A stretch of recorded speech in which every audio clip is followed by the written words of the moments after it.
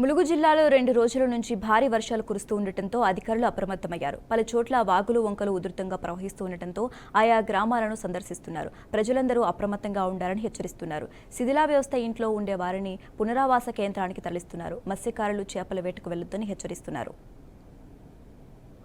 2 days నుంచి మనకి చాలా ఎక్కువ వర్షాలు కురుస్తున్నాయి.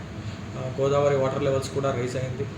ఎంటైర్ అధికారిక యంత్రాంగం ఈ ఫ్లడ్ సిచ్యువేషన్ని హ్యాండిల్ చేయడానికి చాలా అప్రమత్తంగా ఫీల్డ్ లెవెల్లో తిరుగుతున్నారు.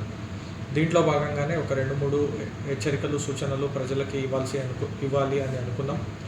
దాంట్లో మొదటిది, ఎవరైతే మన డిలాపిటేటెడ్ హౌసెస్ ఉన్నాయి, ఎవరైతే మన ప్రెగ్నెంట్ మహిళలు ఉన్నారు, క్రిటికల్ కేర్ కావాల్సిన సిటిజన్స్ ఉన్నారు, వాళ్ళందరికీ మన Panchayati Raj department and health department ఇంటింటికి వెళ్ళి వాళ్ళని అప్రమత్తం చేయడం జరుగుతుంది. ఎప్పుడైతే మన అధికారిక యంత్రాంగంతో ఫస్ట్ వార్నింగ్ వస్తుందో అప్పుడు అందరూ సహకరించి లో లయింగ్ ఏరియా నుంచి సేఫ్ ఏరియాకి వెళ్ళడానికి కోఆపరేట్ చేయాలని కోరుకుంటున్నాం.